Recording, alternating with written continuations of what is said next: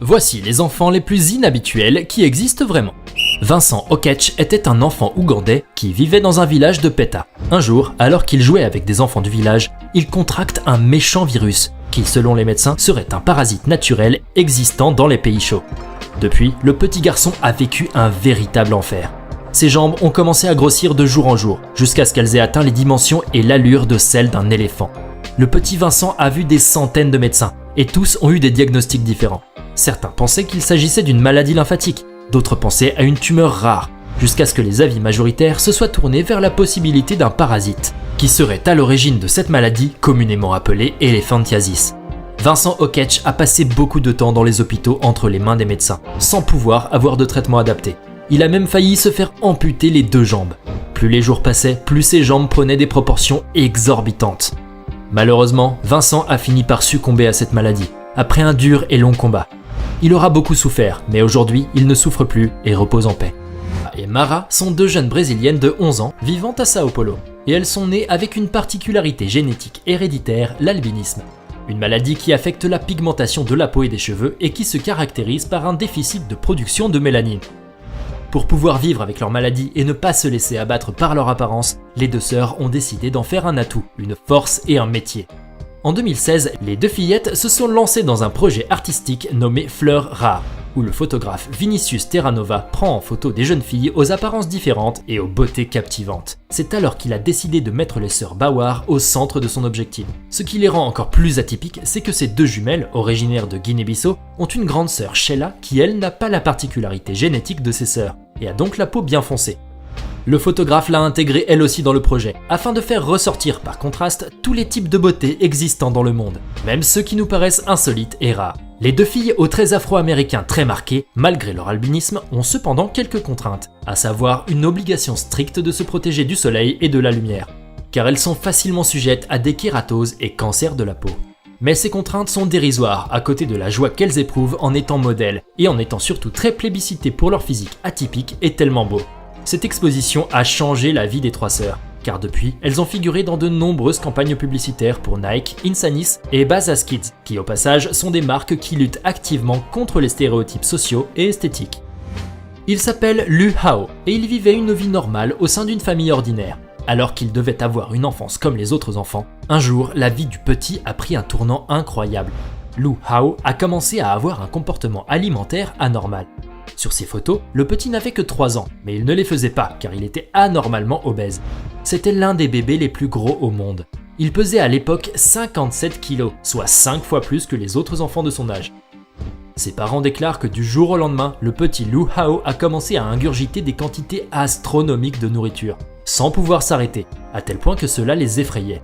Et si par hasard il l'empêchait de manger, le petit garçon leur faisait des crises de pleurs insupportables. Ils pouvaient manger facilement 3 énormes bols de riz plus larges que ceux qu'ils mangeaient eux-mêmes. Les médecins du Guangdong Children's Hospital pensent que cette faim permanente et cet appétit monstre étaient sûrement dus à un grand dérèglement hormonal. Le problème avec le poids de Lu Hao n'est pas seulement d'ordre esthétique, mais aussi et surtout sanitaire. Les experts craignent que son cœur ne puisse résister à un tel surpoids très longtemps. Sans oublier les autres tracas qui l'accompagnent au quotidien, comme le fait qu'il ne peut plus aller à l'école de peur d'être un danger pour les enfants, qu'il ne peut pas pratiquer d'activité physique car le simple fait de marcher, de nager ou de ramasser quelque chose au sol relève de l'exploit. Le pauvre petit garçon est tellement gros qu'il a même du mal à ouvrir les yeux. Aujourd'hui, nous n'avons plus vraiment de nouvelles de Lu Hao, mais son apparition sur les médias et les réseaux sociaux ont fait de lui l'un des enfants les plus marquants de l'histoire. Ce petit garçon est surnommé le Benjamin Button du Bangladesh. Il est né en 2016 dans le village de Bulbaria. Très tôt, il a été diagnostiqué comme porteur de progéria, une maladie qui fait que les cellules du corps se dégradent plus vite que la normale. Par conséquent, cet enfant a l'apparence d'un vieillard de 80 ans. La peau de son visage est flasque et pleine de rides, et sa texture est rugueuse. Il est l'enfant d'un couple d'agriculteurs très pauvres, Parul et Bisvajit Patro, qui n'ont d'autre choix que d'accepter leur sort. Malheureusement, le petit garçon ne survivra pas longtemps, car les porteurs de cette maladie meurent très tôt. Mais pour l'instant, il jouit au moins de cette chance d'avoir des parents qui l'aiment inconditionnellement. Et lorsqu'il partira, il aura laissé derrière lui de beaux souvenirs à ses parents et à sa grande sœur. Jerry et Marie Cruz, un couple originaire de Manille aux Philippines, ont longtemps attendu la venue de leur petite Zirille. Mais lorsqu'elle est née, ils ont appris que leur petite souffrait d'une malformation lymphatique. Très rapidement, la bouche de la petite Zirille commençait à gonfler démesurément, jusqu'à ce que sa langue ait fini par sortir. Celle-ci était devenue tellement grosse qu'elle ne pouvait pas fermer la bouche. Pire encore, elle risquait de suffoquer et de mourir à tout moment. Et comme ils étaient très pauvres, Jerry et Mary n'avaient pas les moyens de la soigner, ni même de soulager la petite, qui luttait contre cette tumeur rarissime. La petite a déjà suivi un traitement de chimiothérapie pour diminuer les tumeurs, et elle vit aujourd'hui grâce à un tube relié à son cou afin de pouvoir respirer. Il est prévu que la petite Zirille subisse encore d'autres opérations pour enlever les excroissances de sa langue et retrouver enfin une vie normale. En attendant, les parents de la petite font tout pour lutter chaque jour contre cet handicap pesant, en faisant en sorte que leur petite soit heureuse et épanouie.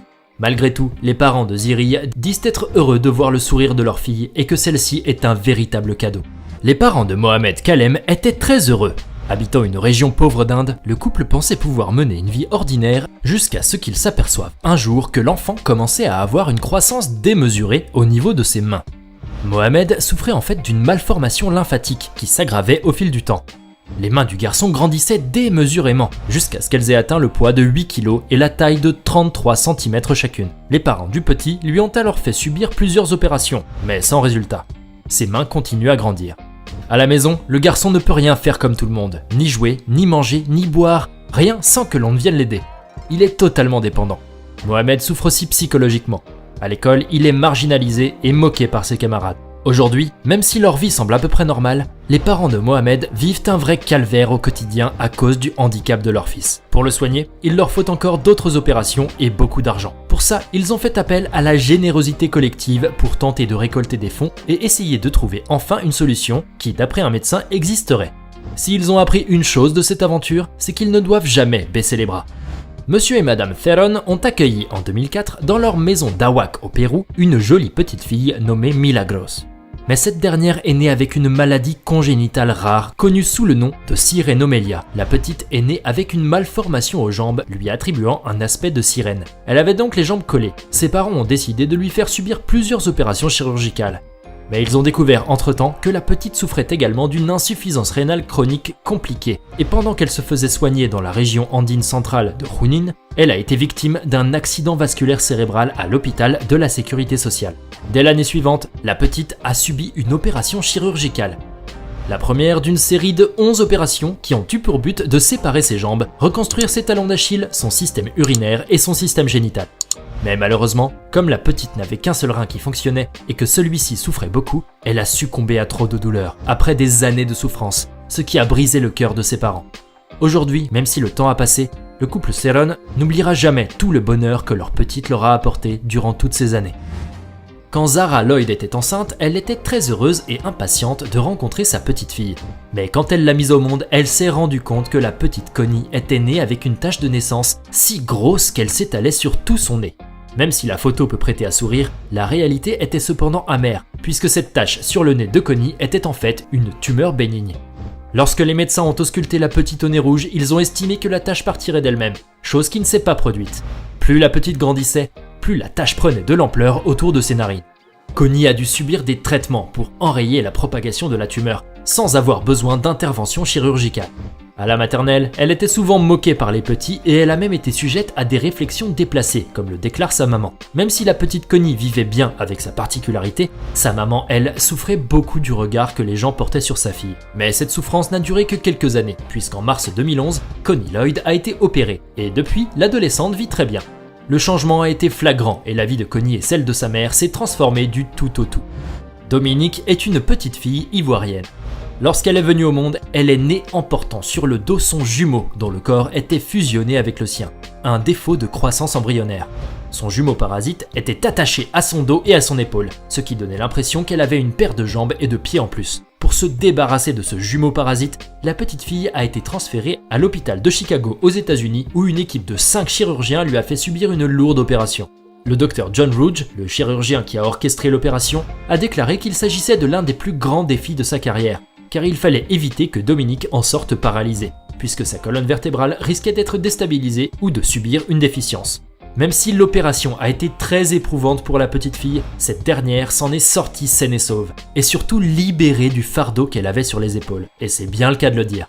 Aujourd'hui, elle est retournée dans son pays natal où elle coule des jours heureux avec sa famille. Sandhya est une femme indienne, maman d'une petite fille nommée Nandana. Alors qu'elle pensait que sa fille était une enfant normale et qu'elle voulait lui inculquer une éducation ordinaire, Sandhya s'est rendu compte un jour que sa fille n'avait pas un comportement normal.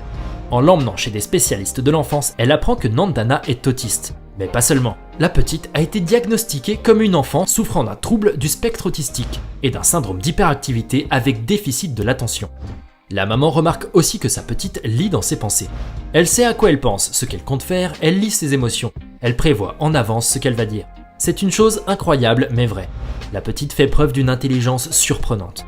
Même si Sandhya est chagrinée par le fait que Nandana aura toujours un énorme retard de langage et d'apprentissage, le fait qu'elle sache qu'elle est dotée parallèlement d'une autre forme d'intelligence la réconforte beaucoup. Et l'avantage avec sa fille, c'est qu'elle n'a pas besoin de faire beaucoup d'efforts pour se faire comprendre, puisque la communication passe très bien sans avoir besoin de parler avec elle. Et n'oubliez pas de cliquer ici pour regarder une autre de nos vidéos.